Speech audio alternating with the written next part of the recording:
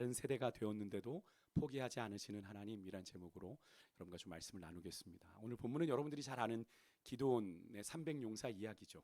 기드온의 300용사가 만들어지는 과정을 담고 있습니다. 전쟁의 이야기보다는요. 주일학교 시로부터 여러분들 들어오셨던 이야기인지라 상당히 익숙하지만 그래도 오늘 본문을 통해 저는 우리에게 조금은 좀 다른 관점에서 주시는 그런 은혜를 여러분과 좀 나누려고 합니다. 오늘 본문 1절은 이스라엘을 치러 온 미디안과 전쟁하기 위해 적진 앞에 이스라엘이 진을 치고 있는 상황으로 시작이 됩니다. 근데 재미있는 것은요, 이 기드온 부대가 진을 친 곳이 어디라고 그랬습니까? 하롯 셈 곁이라고 되어 있습니다. 그죠? 여기서 하롯 셈의 의미가 어떤 의미냐면 떨림, 쉐이킹하는, 이렇게 막 떨리는 그 떨림의 셈이라는 의미입니다. 그래서 이런 의미를 가진 이 셈의 이름이 그냥 그렇게 붙여진 게 아니라 당시에 그렇게 수많은 미디안 군세와 대치 중인 이스라엘의 군대의 지금의 그 상황을 상징적으로 표현하고 있는 거다. 그럼 이스라엘 지금 그 해변의 모래 같은 미디안 진영 앞에서 어떤 상태라는 거예요? 두려워서 떨고 있는 그런 상황이라는 거죠. 그러니까 하롯셈 곁에 진을 쳤다는 건 바로 그런 의미라는 거예요. 실제로 3절에 하나님께서 이스라엘 군대 중에 두려워서 떠는 자들은 다 돌아가라 기도원을 통해 이야기하셨더니 했는데 거기 보면 떨다, 그죠? 두려워 떨다라고 하는 이 떨다가 동사가 하레드인데요. 이 하레드의 어근이 조금 전에 살펴봤던 셈의 이름 하롯과 그 어근이 같습니다. 그러니까 그 떨다란 의미라는 게 분명해지는 거죠. 그리고 실제로 이스라엘 백성들의 상태를 대변한 것이라 볼 수 있는 거죠. 그리고 하나님의 이 말씀 이후에 이스라엘 백성들이 2만 2천 명이 두려워 떨어 돌아갔다는 것을 볼 때 이스라엘 백성들의 마음에는 기드온이 처음 가지고 있었던 그 두려움이 백성들에게도 동일하게 가득했다라고 하는 것을 알 수 있는 그런 장면이죠. 사실 사사기의 전쟁 장면들을 보면 하나님께서나 혹은 사도가 승리를 선포하고 전쟁을 시작하는 것이 보통 일반적인데 오늘 장면에서는 하나님께서 그렇게 이제 진영을 대치하고 있는데도 불구하고 전쟁 명령을 내리시는 대신에 오히려 전쟁을 지연시키면서 하나님께서 이스라엘과 이 기드온을 시험하시는 그런 장면을 우리가 마주하게 됩니다. 2절에 보니까 하나님께서 기드온에게 뭐라고 말씀하시냐면 너희들의 군사의 수가 너무 많다라고 지적을 하시면서 내가 이들의 손에 미디하는 사람을 넘겨주지 않을 거야 라고 이야기를 하십니다. 이유가 나와요. 왜 그러냐면 이스라엘이 자신들의 손으로 그 군사의 수가 많으면 3만 2천 명이라는 게 적은 수가 아니거든요. 그러니까 자신들의 손으로 스스로 자신들을 구원했다고 말하며 하나님을 거스를 염려가 있기 때문에 그렇다라고 성경은 이야기합니다. 그러니까 하나님께서 누구를 너무나 잘 아신 거예요? 이스라엘의 성정을 너무나 잘 아신 거예요. 그런데 이러한 하나님의 말씀이 이스라엘을 향한 하나님의 이 말씀이 과연 이스라엘에게만 적용되는 말씀일까요? 우리의 모습은 이 말씀의 예외입니까? 그렇지 않죠. 저는 이 말씀을 제가 묵상하면서 그런 생각이 들었습니다. 하나님이 너무 잘하신다. 그리고 그런 생각이 들어요. 꼭 내 말 같다. 한번 따라해 보시겠어요? 내 말 같지 않아도 꼭 내 말 같다. 별로 동의가 안 되시는 이런 표정들이 목사님만 그런 걸 가지고 왜 나한테 강요하지? 이런 표정이신 것 같은데 여러분 어떠십니까? 한번 생각해 보세요. 사실 우리도 이스라엘 백성들과 그렇게 크게 다르지 않지 않습니까? 내가 뭔가를 이루거나 성취를 하면 그 일이 내 스스로 또 내 힘으로 이룬 것인 양 우리가 착각을 하고 생각을 하고 나도 모르게 우쭐할 때가 있잖아요. 그죠? 겉으로는 하나님이 도우셨다고 또 하나님의 은혜라고 말하기는 하지만 그것은 그저 신앙적인 상투적 멘트일 뿐 거기에 하나님을 향한 진심이 담기지 않은 경우 많지 않으십니까? 전 그렇던데 입으로는 하나님의 은혜라고 말하면서 은연중에 그래도 나 좀 알아주지 내가 한 게 있는데 좀 나 좀 알아주지 하는 그런 마음들이 생기는 것을 저는 개인적으로 많이 경험했습니다. 이 더러운 마음들 그런 생각을 정말 하게 됩니다. 너무나도 입으로는 하나님의 은혜 하나님이 하셨습니다를 고백하면서 너무나도 이율배반적이게 제가 느끼도록 제 마음에는 그래도 나 좀 알아주지 내가 한 게 있는데 라는 그런 마음들이 제 안에 참 많더라고요. 그래서 이제 오늘 이 본문에서 하나님께서 이스라엘이 보일 이 반응을 예상하시고 기드온에게 던지신 이 말씀에 저는 제가 뜨끔했습니다. 내 마음 같다.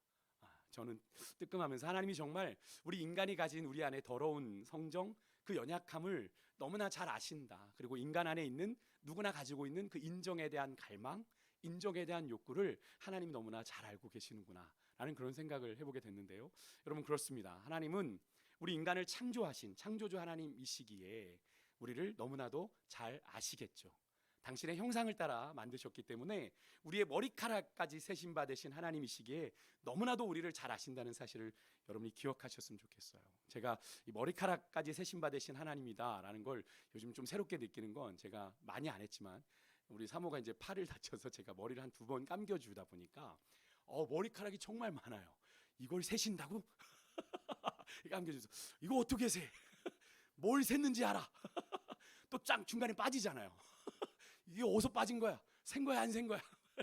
그죠? 이렇게 생각해 보면 참 머리카락까지 세심 받으신 하나님, 정말 대단하시다라는 생각을 해보게 되는데, 괜히 여러분 하나님 앞에서, 여러분 그런 하나님 앞에서 여러분의 추하고 더러운 속내에 감추느라 애쓰지 마시고, 여러분 오히려 그 추함, 그 연약함, 더러움을 하나님 앞에 정직하게 인정하고요. 하나님, 나 그런 사람이에요. 하나님, 나 그렇게 모자란 사람이에요. 그래서 하나님의 은혜가 더 필요해요. 하나님이 더 필요한 겁니다 라고 그렇게 고백하며, 그렇게 하나님의 은혜와 도우심을 구하며 나아가는 오늘 이 밤이 될 수 있기를 원합니다. 사람 앞에서는 안 그런 척 뻔뻔할 수 있어요. 근데 하나님 앞에서는 안 되는 거잖아요. 사람은 아닌 척하고 있으면 몰라요. 근데 하나님은 아닌 척해도 다 아시잖아요. 오늘 이 밤 우리가 있는 모습 그대로 그렇게 하나님 앞에 진실함으로 나아가는 오늘 이 밤이 될 수 있길 주 이름으로 축복합니다. 현재 이스라엘 백성의 수는 아직 32,000명입니다. 이 인원은 전에 사사들의 전쟁과 비교했을 때 제법 많은 수라고 조금 전에 말씀드렸어요. 한 예를 들면 바로 전에 있었던 사사 드보라가 이끌었던 전쟁도 이스라엘 군사가 몇 명이었다면 1만 명이었습니다. 그러니까 그 1만 명에 비해서 32,000은 제법 많은 숫자이죠. 그렇기 때문에 기드온과 이 백성들이 이 정도 인원이면 전례 드보라 때를 봤을 때 충분히 승리할 수 있을 거라고 생각할 수 있는 그런 수인 거죠. 그리고 그런 기드온과 백성들의 마음을 간파하신 하나님이 이들이 하나님의 도우심보단 그들이 가진 이 군사의 수를 더 의지하고 있다는 것을 하나님이 아셨습니다. 수에 민감했던 그들의 기질을 아신 거죠. 그래서 하나님께서는 전쟁이 그런 군사의 수에 달려 있는 것이 아니라 하나님의 손에 달려 있다는 걸 가르쳐 주시기로 합니다. 우리가 그것을 알 수 있는데, 기드온 전쟁뿐 아니라 사사기에 나오는 전쟁에는 하나님의 숨은 뜻이 있는데 바로 그거예요. 우리가 사사기 3장 1절과 2절에 보면 이런 말씀이 있습니다. 사사기의 모든 전쟁에는 단순히 그 하나님이 구원하시는 전쟁 이상의 중요한 하나님의 의도가, 특별한 의도가 담겨 있는데, 그것이 바로 전쟁을 제대로 알지 못하는 이스라엘 이 세대를 가르치기 위함이다라고 이야기하는 구절이 3장 1절 2절에 나와 있습니다. 사실 여기에 이스라엘 세대는 누구를 말합니까? 우리가 이 세대가 누구인지를 좀 알아야 되는데, 사사기 2장 10절에 보면 이 세대를 이렇게 이야기합니다. 우리 같이 한번 화면을 보고 읽어보겠습니다. 같이 읽습니다. 시작. 그 세대의 사람도 다 조상들에게로 돌아갔고 그 후에 일어난 다른 세대는 여호와를 알지 못하며 여호와께서 이스라엘을 행하신 일도 알지 못하였더라. 아멘.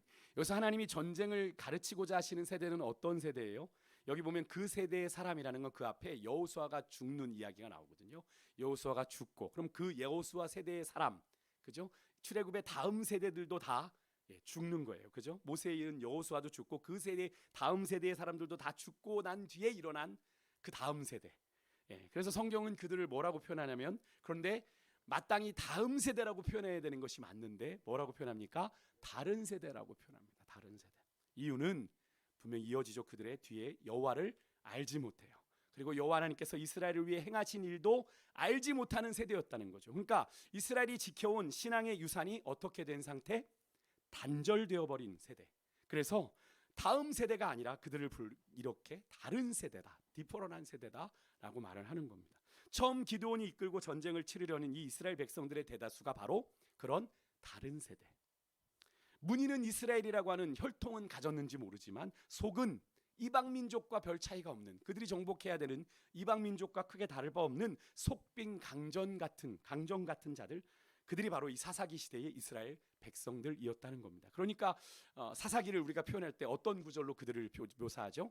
그들이 왕이 없음에 자기 소견에 옳은 대로 행했다라고 하는 사사기를 한마디로 표현하는 이 주제 성구가 너무나도 정확한 거죠. 왜 그렇습니까? 신앙의 유산이 단절되어 하나님을 알지 못하니까 그들의 주인이 누군지를 모르는 거죠. 그러니까 그냥 그들의 소견에 오른 대로 자기 기분대로 막 사는 시대가 사사기였다는 겁니다. 그러니까 그렇게 표현하는 것이 너무나 당연한 것처럼 우리가 지금 확인하게 되는 거죠. 무엇보다도 하나님을 알지 못하고 하나님께서 당신의 백성 이스라엘을 위해 행하신 그 역사들도 모르니 그런 이스라엘에게 있어서 이 전쟁이 가지는 의미 또한 알 리가 만무한 거죠. 없는 거죠.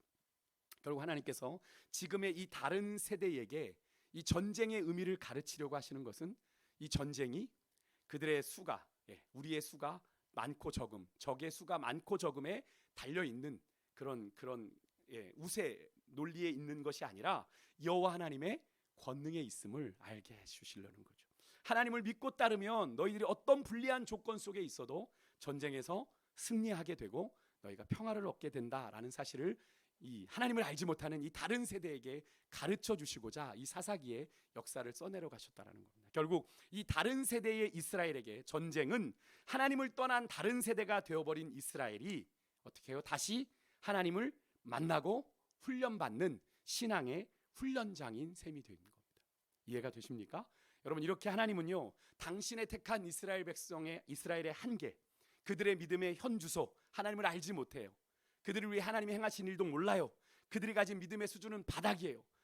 모양은 이스라엘인데 속은 이스라엘이 아닌 그런 믿음의 수준에서 당면한 그들의 믿음의 한계점을 하나님은 분명히 알고 계셨습니다. 그래서 하나님은 내가 이들을 훈련해야 되겠다. 그래서 다시 이스라엘을, 다른 세대가 되어버린 이 이스라엘을 당신의 택한 백성답게 세워 가시고자 한다는 그 사실이 우리가 이 기드온 전쟁 이야기에서 만나게 되는 하나님의 진심이에요. 하나님의 마음이에요. 저는 이 사건 속에 담긴 이 하나님의 말씀을 마음을 묵상하면서 이 하나님의 마음이 오늘 이 시대를 하나님의 구원받은 백성으로 힘겹게 믿음 안에 살고자 고군분투하는 우리를 향한 마음이기도 할 텐데 하는 그런 생각 해보았는데요. 그렇지 않습니까, 여러분? 하나님께서 사사시대에 당신의 택한 백성, 사실 다음 세대가 아닌 하나님을 전혀 알지 못하는 다른 세대가 되어버렸기에 나와 상관없다, 이들을 외면하실 수 있음에도 불구하고 하나님은 그들을 포기하지 않으시죠. 그죠? 어떻게든 그런 그들을 끝까지 포기하지 아니하시고 그들을 훈련하고 그들을 가르치셔서 그들의 조상들을, 선조들을 잇는 당신의 언약 백성 삼으시고자 하나님이 친히 수고하고 애쓰시는 모습을 우리가 보게 되는데, 여러분, 이런 마음이 오늘 이 시대를 살아가고 있는 우리들을 향해서도 하나님의 마음은 동일한 줄 믿습니다. 우리가 실패하고 넘어지지만, 다음 세대답지 못하고 하나님의 백성답지 못한 삶을 살아가지만, 그럼에도 불구하고 하나님은 우리를 포기하지 아니하시고 우리를 훈련하고 가르치고자 하신다는 마음, 그런 하나님의 마음에 대한 묵상이 여러분과 저에게 오늘 이 밤 위로가 되고 소망이 되기를 소망하는데요. 여러분, 그래요, 우리가 때로는 하나님을 포기할 수 있어요. 근데 여러분, 하나님은 결코 당신의 택한 백성을 포기하지 않으시는 줄 믿습니다. 그래서 여러분, 우리가 하나님의 손을 붙잡고 갈 때 어떻게 붙잡는다는 이야기를 드렸죠. 제가 기억나십니까? 예전에 한번 말씀드린, 우리가 하나님의 손을 잡고 이렇게 잡고 가는데 우리가 때로는 지쳐서 하나님 손 놀래요. 이렇게 우리가 하나님의 손을 뿌리쳐도 하나님은 어떻게 우리 손을 결코 놓지 않으신다는 거예요. 여러분, 우리가 지난 8월에 묵상했던 예레미야를 묵상하다 마지막에 우리가 시편 90편부터 이렇게 묵상을 좀 시편 몇 편을 묵상했는데, 여러분, 마지막 시편 94편에 보면 이런 말씀이 나오죠. 시편 94편 14절에 여호와께서 자기 백성을 버리지 아니하시며 자기의 소유를 외면하지 아니하시리로다. 여기서 자기 백성, 자기의 소유는 같은 의미입니다. 누구를 말해요? 자기 백성, 내 소유 삼은 백성, 하나님의 백성 이스라엘을 말하는 거죠. 하나님께서는 자기 백성을 절대로 포기하지 않으시기에 시편 94편에 보면 그 앞에 하나님의 징계를 받는 자가 복이 있다는 표현을 써요. 그래서 제가 그 새벽에 그 말씀을 나누면서 우리 권사님 집사님이 그런 말씀을 드렸어요. 그래서 징계는 우리가 뭐라고 얘기합니까? 하나님의 사랑의 다른 표현이다라는 그런 말씀을 드렸죠. 그러니까 하나님이 징계하시는 건 하나님이 사랑하시기에 징계하는 거예요. 회초리를 드는데, 부모가 회초리를 드는데 자녀 때리고 싶어서 내 스트레스를 좀 풀려고 자녀를 때리는 부모가 계십니까? 요즘은 있을 것 같아요. 요즘 같은 시대엔 그런 사람이 있을 것 같아요. 자녀들을 죽이고 자녀들을 파는 일이 비일비재하게 일어나는 비정상적인 부모들이 많은 시대니까 요즘 같으면 있겠지만, 정상적인 부모라면 어느 부모가 자녀들에게 체벌을 하고 싶겠어요. 하지만 말해도 듣지 않을 땐 정말로 우는 심정으로 자녀들에게 회초리를 들 때가 있지 않습니까? 징계는 하나님 사랑의 다른 표현입니다. 그래서 시편 94편엔 시인 기자는 그랬어요. 하나님께 징계를 받는 자가 복이 있다. 하나님께 징계를 받는 자가. 여러분 그것을 좀 깨달으시는 은혜가 있기를 원하는데 오늘 이 시간 그렇게 연약하고 부족한 우리 인생들 하나님께서 어떻게든 붙드시고자 도우시고자 훈련하시고자 때로는 징계하고 가르치시는 우리 주님의 마음이 오늘 이 밤에 깊이 깨달아지시는 그런 은혜가 있으시길 주님으로 축복합니다. 하나님이요 그렇게 기도원을 통해 두려워서 떠는 자 돌아가라고 명령하심으로 32,000의 군사가 22,000이 다 돌아가고 이제 10,000명만 남게 됐습니다. 이들은 실제로 이 미디안과의 전쟁을 두려워하고 떨며 하나님이 그들에게 승리 주실 걸 확신하지 못했어요. 물론 전쟁 승리의 열매를 취하고 그 영광은 누리고 싶은 마음은 있었지만 그것을 얻기 위해서 그들이 꼭 가져야 되는 싸우고자 하는 의지, 각오, 하나님께 대한 신앙이 부족했기 때문에 하나님께서 기도원을 통해 자 두려워 떠는 자 다 돌아가라고 하니까 불이 나게 도망간 겁니다. 22,000명이. 아까 사실 이스라엘이 괜히 하롯셈 곁에 진을 친 게 아니죠.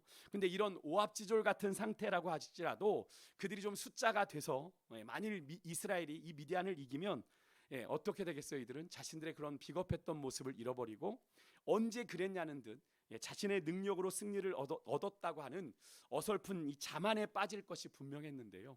그래서 하나님을 향한 신앙이 없는 상태에서는 여러분 하나님이 도와주시고 하나님이 승리를 주셔도 여러분 그 사실을 인정하고 하나님께 영광을 돌리기보다는 많은 사람들이 어떻게 생각합니까?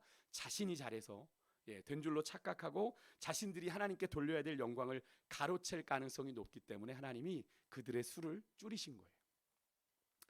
그 숫자가 그들이 어느 정도 인정하는 숫자가 되면 그렇게 생각할 거니까 우리가 이렇게 숫자가 돼서 이겼구나.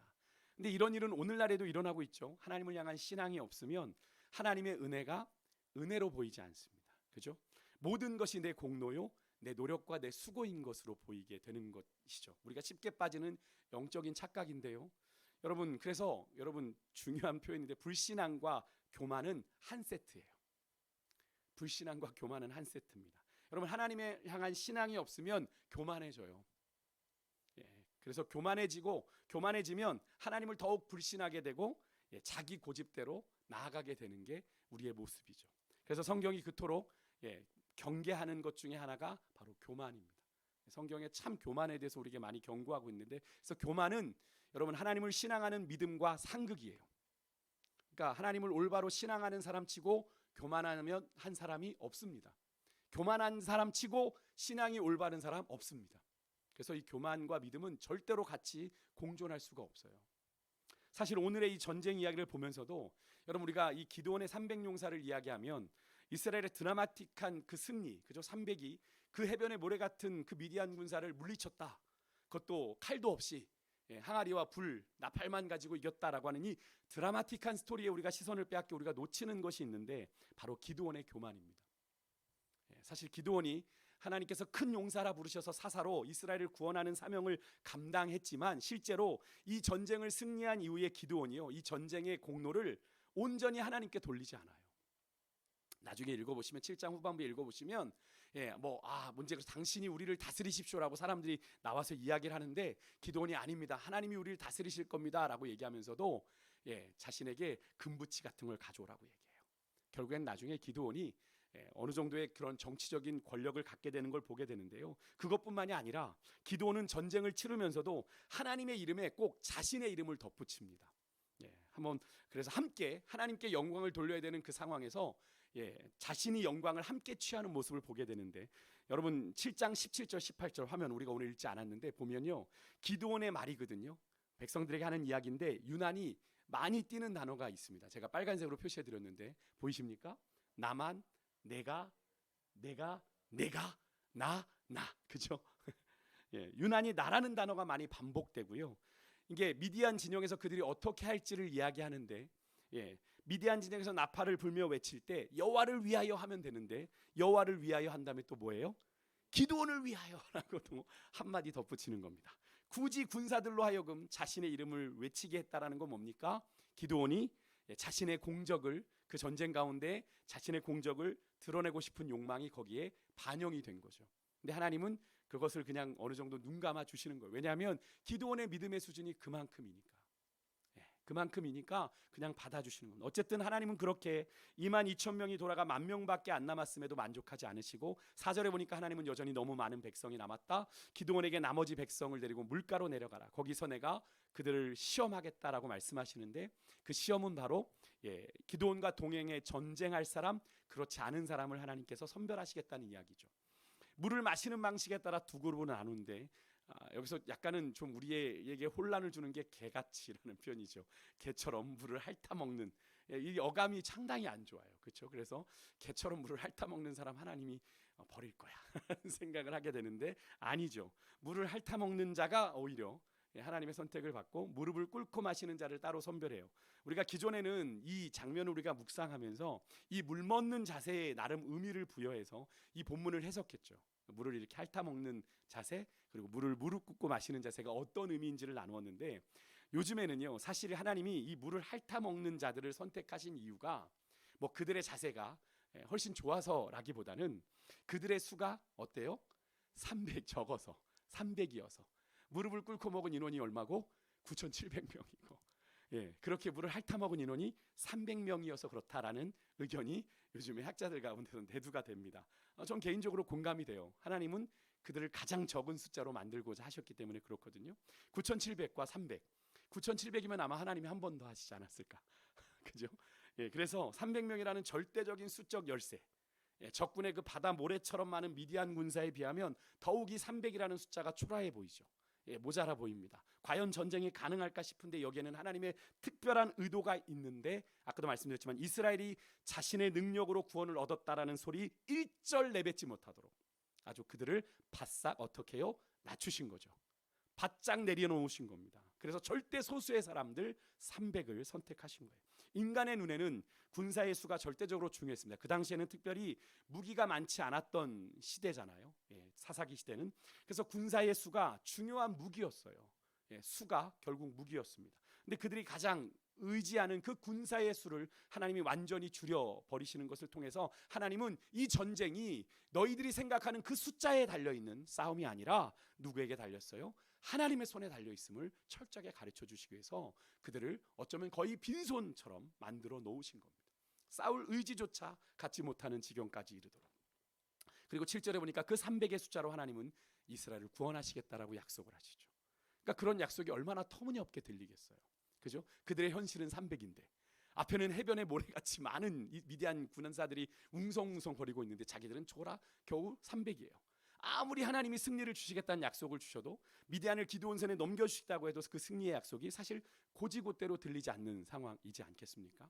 그런데 그런 하나님의 약속이 기드온 입장에서 그랬을 것 같아요. 8절에 보니까 300의 용사를 제외한 9,700명의 군사들을 각기 장막으로 돌려보내는 그 어수선한 상황에 덩그러니 남아있는 300 용사의 모습이 성경에도 나오지만 그들이 대치하고 있는 이 미디안 진영에 비해 너무나도 도드라지게 초라해 보입니다. 32,000이 모였을 때 충만했던 자신감이 온데간데 없어졌어요. 300의 숫자만큼 그들의 마음도 쪼그라들었습니다. 기드온은 초라하게 남은 그 300, 그에 비해 골짜기에 빼곡한 미디안 군사들을 보며 그 어쩌면 가졌을 남은 일말의 자신감마저 바닥으로 곤두박질 쳤던 그런 시간이었을 것 같습니다. 그런데 그런 기드온의 상태를 아신 하나님께서 9절에 보니까 나타나셔서 기드온에게 이렇게 말씀하세요. 내가 미디안 군사를 내 손에 넘겨주겠다. 그들의 진영으로 일어나 내려가라.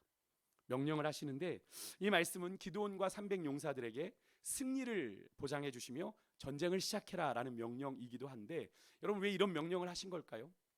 하나님께서 기드온이 군사의 수를 의지하고 있는지 아니면 하나님을 믿고 의지하고 있는지를 확인하고 싶으신 거죠. 그런데 그렇게 기드온의 믿음을 지금 테스트하시면서도, 근데 저는 이 본문을 묵상하면서 예전에 보지 못했던 저의 시선을 끄는 말씀이 있었는데 10절입니다. 10절에 하나님이 이렇게 기드온에게 말씀하세요. 물론 기드온의 심령을, 마음을 꿰뚫어보고 하신 말씀인데 뭐라고 하시냐면, 만일 내가 내려가기가 두렵거든 내 부하 브라와 함께 그 진영으로 내려가라. 예전에는 이 말씀이 뭐 그렇게 그냥 뭐 특별하게 의미 있게 보이지 않았는데 이번에 이 말씀을 묵상하면서, 본문을 묵상하면서 이 말씀이 저에게 너무나 다가왔습니다. 저에게는 이 말씀이 너무나 은혜가 되고 또 그런 기드온의 모습이 참 공감이 되었습니다. 여러분, 우리가 하나님의 말씀을 믿고 붙잡으면 우리 안에 있는 모든 두려움과 걱정과 근심이 눈 녹듯 다 사라지고 없어집니까?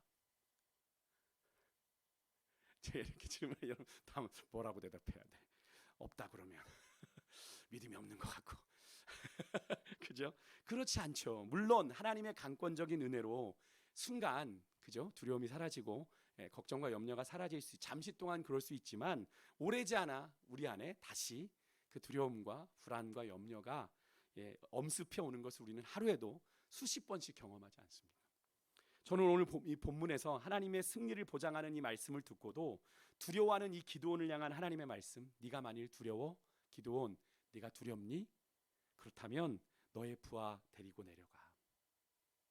이 하나님의 말씀이 저는 너무 은혜가 되고 너무 위로가 되었습니다. 기드온의 그 두려워하는 마음을 하나님이 아시고 그죠? 왜 너 그거밖에 못해? 너 내가 얼마나 많이 보여줬어? 너 염소털 그것도 내가 다 보여줬잖아. 아직도 모르겠어? 아직도 못 믿어? 너 믿음 그거밖에 안 돼? 라고 책망하고 나무라신 게 아니라 그죠? 너 못 쓰겠어. 그냥 너 간도 내가 할게 라고 하신 게 아니라 그 마음을 그 기드온의 두려워하는 마음을 그대로 헤아리시고 그냥 그 마음을 배려해 주셨다라는 거죠. 그렇게 두려워? 네 부하 불화를 데리고 내려가. 하나님의 여러분 이 기드온을 향한 이 마음이 제게는 얼마나 위로가 되던지요. 여러분 어떠십니까? 그리고 11절에 보면 하나님께서 그렇게 두려움에 떠는 기드온에게 확신을 주시는 장면이 우리가 만나게 되는데 사실 앞에서 하나님이 기드온을 향해 미디안 진영으로 내려가라 하신 이유가 나와요. 전쟁 개시 명령이라 했지만 당장 전쟁을 하라는 이야기가 아니라 그들이 하는 말을 들어라 는 말씀이죠. 그리고 그 말을 듣고 나면 내 손이 강해져서 그 진영으로 내려가 네가 전쟁을 하게 될 거다라고 말씀하시는데 여기서 내 손이 강해진다는 건 네가 용기가 생길 거야 라는 말씀인데요. 다시 말하면 미디안 진영에서 그들이 서로 주고받는 이야기를 네가 염탐하여 듣고 나면 기드온 너에게 용기가 생길 거야. 그리고 전쟁을 할 수 있게 될 거야. 그리고 13절에 보니까 기드온이 미디안에 하나님의 말씀대로 부라를 데리고 내려가요. 미디안의 진 끝에 있는 부대에 도착했을 때 마침 한 병사가 자기 동료 병사에게 자기가 꾼 꿈을 이야기를 합니다. 꾼 꿈을. 근데 여러분 이렇게 기드온이 그 진영에 내려간 그 시간에 맞춰서 드라마 틀었나요? 10시에 무슨 드라마가 하니까 그 드라마를 틀었나요? 아니죠. 드라마를 보도 병사가 자신의 꿈 이야기를 했다는 것 여러분 우연일까요? 세상은 우연이라 이야기하겠지만 그럼 이건 하나님의 역사하심이죠. 기드온을 위로하시기 위한, 기드온을 격려해 주시기 위한, 기드온을 정말로 기드온에게 믿음을 복돋워 주시기 위한 거죠. 꿈 내용이 뭡니까? 보리떡 한 덩이가 미디안 진영으로 굴러 들어와 한 장막을 쳐서 무너뜨리고 그 위에 굴러서 결국에는 모든 장막이 쓰러졌다라는 내용이에요. 이런 동료의 꿈 이야기를 들은 그의 동료 친구가 뭐라고 반응합니까? 14절이죠. 여러분 이거는 꼭 우리 같이 읽어봤으면 좋겠습니다. 같이 읽습니다. 시작. 그의 친구가 대답하여 이르되 이는 다른 것이 아니라 이스라엘 사람 요아스의 아들 기드온의 칼이라. 하나님이 미디안과 그 모든 진영을 그의 손에 넘겨 주셨느니라 하더라. 아멘. 할렐루야. 여러분 여기서 다른 것이 아니라 이건 분명 말이야 이스라엘 사람 요아스의 아들 기드온의 칼을 의미하는 거야. 무슨 근거로? 무슨 근거로 지금 이 미디안 군사가 이걸 확신한단 말입니까? 이 친구는 지금 하나님이 미디안 진영을 기드온에서 넘겨주셨다는 이 표현을 통해서 하나님이 이미 기드온에게 주신 승리의 약속을 기드온에게 다시 한번 확인시켜주고 있죠. 미디안 군사들의 입을 통해서 말입니다. 사실 여러분 이게 이 상황이 이해가 되십니까? 지금 전후 사정을 전혀 모르는 미디안 병사들이 뜬금없이 미디안 군대를 무너뜨리는 보리떡을 기드온으로, 그것도 기드온이 요아스의 아들이라는 것까지 그렇게 밝히면서 해석을 하는 건 너무나 뜬금없지 않습니까? 언어적인 그래서 이제 학자들이 연구를 했어요. 혹시라도 기드온이라는 단어랑 뭐가 연관이 있나? 언어적으로 연관했는데 언어적인 소리로도 연관이 없어요. 그런데 이런 해석을 미디안 진영에서 했다는 건 뭐를 의미합니까? 조금 전에도 말씀드렸지만 하나님의 이스라엘을 향한 손길이 이미 움직이고 역사하고 있음을 보여주는 증거인 거죠. 여러분 하나님의 역사는 이렇게 인간의 말로 인간의 이해와 논리로 설명되어질 수 있는 것이 아니죠. 아닙니다. 그래서 지나치게 여러분 우리가 하나님의 일을 하면서 우리가 인간의 이해를 이야기하고 논리를 이야기하고 상식을 주장하는 것도 물론 필요하지만 그것이 꼭 바람직한 모습은 아닙니다. 왜냐하면 믿음의 역사는 우리의 이해와 상식 속에서만 일어나지 않기 때문에 그렇습니다. 왜냐하면 인간의 이해와 논리 상식으로 하나님의 역사를 우리가 잘못하면 스스로 제한할 수 있기 때문에 그래요. 우리가 상식적인 고민도 필요하겠죠. 이해도 해야 되겠죠. 논리적인 고민도 필요하겠지만 모든 일을 결정함에 있어 주의 일을 한다고 하면서 거기에 하나님의 역사를 가두면 우리가 스스로 하나님의 역사를 제한하는 꼴이 되어지고 만다는 거예요. 여러분, 하나님의 역사는 얼마든지 인간의 이해, 논리, 상식을 뛰어넘어 나타날 수 있다는 사실을 여러분 분명히 믿으시길 바랍니다. 그래서 우리가 하나님의 역사를 가리켜 뭐라고 부릅니까? 기적이라고 부르는 거죠. 그죠? 우리의 이해와 상식과 논리에 맞기만 한다면 뭐 그것은 얼마든지 인간들이 만들어낼 수 있는 것 아니겠어요? 하지만 인간이 할 수 없는 그 역사들을 이루어 가시기에 우리가 하나님의 역사라고 부르는 것이고 그것을 기적이라고 부르는 것 아니겠습니까? 여러분, 오늘 말씀 마치겠습니다. 저는 오늘 말씀을 조금 좀 다른 관점으로 기드온과 300 용사의 이야기를 좀 살펴봤는데요. 우리 하나님은 우리의 있는 모습 그대로 우리를 인정하시고 오늘도 우리를 품어주시고자 가르치고자 오늘 이 밤에 우리를 부르신 줄 믿습니다. 여러분의 인생에 까닭 모를 고난과 역경을 마주하고 계신 분 혹시 계십니까? 하나님께서 여러분에게 특별하게 가르치고자 하시는 게 있어서 그 고난과 시련의 시간을 주신 거예요. 믿으십니까? 하나님의 사람에게는 우연이 없잖아요. 어떤 분이 새롭게 하셔서 나와서 그런 이야기를 하시더라고요. 되게 잘 나가던 분인데 하나님의 뜻 가운데 가정으로 돌아가게 되면서 그분이 깨닫게 된 것이 하나님, 로마서 8장 28절의 말씀, 하나님을 사랑하는 자 곧 그 뜻대로 부르심을 입은 자들에게는 모든 것이 어떻게 해요? 합력하여 선을 이룬다라는 것을 저는 깨달았습니다 라고 고백하는데 저는 너무 공감이 되더라고요. 세상은 그걸 모르니까 세상은 그냥 네가 운이 나쁜 거야, 우연히 그렇게 된 거야 라고 말하지만 우리 믿음의 사람들에겐 운도 없고, 그죠? 우연이란 것도 없고 우리에게는 뭐가 있어요? 하나님의 날 향하신 뜻만이 있기에, 선하신 뜻만이 있기에 하나님은 어떤 상황 속에서도 우리의 연약함을 도우심으로 그렇게 연약한 나를 통하여서도 얼마든지 합력하여 선을 이루시게 되는 줄 믿습니다. 여러분, 오늘 이 기드온과 이스라엘 백성들의 연약함에도 불구하고 참 그들이 교만과 정말로 줄타기를 하지 않습니까? 기드온이요. 그럼에도 불구하고 정말로 하나님께서 그들을 통하여 일하셨던 것처럼 자랑스러운 믿음의 선진들의 유산을 버린 다른 세대가 되었음에도 그런 그들을 하나님이 너희들 안 돼! 라고 포기하지 않으시고 당신의 역사를 이루는 선한 도구로 가르치고 훈련하신 것처럼 우리에게도 그렇게 역사하실 하나님을 우리가 기대하고 소망하며 오늘도 우리의 있는 모습 그대로 정직하게 주님 앞에 나아가 주의 은혜를 구하고 또 도우심을 구하는 가운데 우리의 삶에 여러분 반드시 새 일을 행하시겠다고 약속하신, 그리고 이제 나타내실 거라고 약속하신 그 주님을 기대하고 나아가는 오늘 이 밤이 될 수 있기를 주의 이름으로 축복합니다. 믿으십니까? 하나님은 우리를 절대로 포기하지 않으십니다. 여러분 믿으십니까? 연약한 모습 그대로, 있는 모습 그대로 하나님 이게 나예요 라고 얘기해도 그래, 그것으로 충분해. 내가 연약함을 다 채워줄 거야. 내가 너를 붙들 거야. 내가 너를 통해 일할 거야. 오늘 밤 그 살아계신 하나님의 능력이 덧입혀지는 귀한 밤 되기를 소망합니다. 우리 함께 찬양하겠습니다. 우리 마지막 불렀던 하나님의 부르심입니다. 같이